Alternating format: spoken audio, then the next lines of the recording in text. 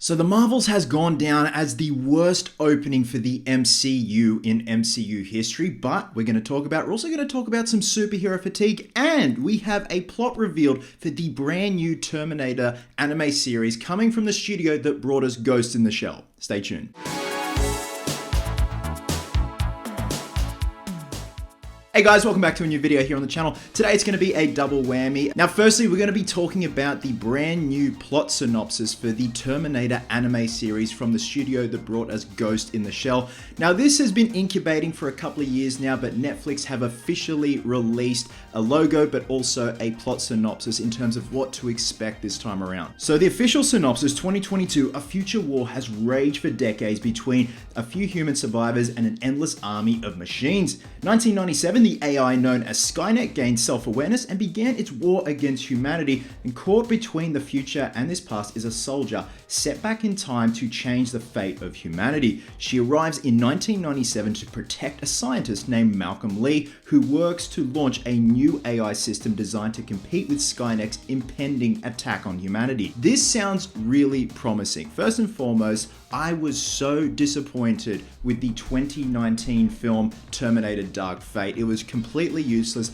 I love the fact that they brought Arnie back and tried their best to do something with his character, but it just fell flat on its face. The opening prologue with the death of John Connor just completely blindsided so many fans. So this could be promising. I love the fact that it's going to be an anime, again, from the studio that brought us Ghost in the Shell. I would love an anthology series, something to the effect of like the Animatrix, where we got like Final Flight of the Osiris, telling different stories, but obviously this is going to be one cohesive narrative with the series, and I'm very keen to see where it goes. I'm also keen to see how that beautiful animation is going to look. Terminator 1 and 2 were absolute perfection. I prefer T2 over T1, but I think by the time they got to T2, they'd figured everything out, all the nuts and bolts, all the bugs from what they learned and experienced on the first Terminator. Like, don't get me wrong, the first one is incredible. Rise of the Machines that came out in 2003, I have a lot of fun with it. It is nowhere near on par as T2 and T1. Terminator Salvation with Christian Bale portraying John Connor wasn't bad at all. It's a decent watch. It's a fun popcorn flick. Again,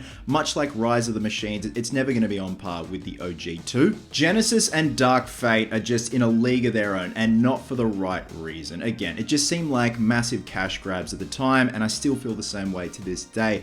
But the idea of an anime series can be really promising and inject some life back into the franchise. Moving on, The Marvels has gone down for having the worst box office opening in MCU history, clocking in at $47 million for its opening weekend. Again, to land the worst debut in MCU history. Now, the initial tracking was closer to $75 to $80 million. They then bumped those numbers down to 60 to 65 million. Now, because of bad word of mouth and also the fact that the strikes were happening, so Brie Larson and crew could not do promotion for this film, led to these bad box office numbers. And it's sad, man. Again, I have massive gripes with the film. I wasn't a fan of it. It seemed like several different films in one. It didn't know what it wanted to be. And it sucks for everyone involved. Like, of course you want a film to do well, but this is bad. Really bad. And that begs the question, has superhero fatigue really set in at this point? My opinion, yes and no. I think there is a bit of a silver lining in these numbers. It could be a chance for Marvel and Disney to go back to the drawing board and see what they can do. Even take a break. Just because you can doesn't mean you should all the time. They've had absolute bangers leading up to Endgame. Things definitely have not been the same since Endgame, and I know it is a massive pedestal to put those films on, but also at the same time, you had lightning in a bottle leading up to Endgame. Sure, there have been some little bangers throughout since Endgame, but this is bad. This seems like a low point for the MCU. Not only that, they've gone back to the drawing board. They have a new release date for Deadpool 3, for Blade, Thunderbolts, I nearly said Thundercats, but I'd fucking watch that. And of course, Captain America 4, which I forgot to mention in my previous video about the filming updates now that the SAG after strikes are over. And again, this could definitely be a pause for the cause for them to go back to the drawing board and assess what to do now, and maybe even take a long break after Deadpool 3, Captain America 4,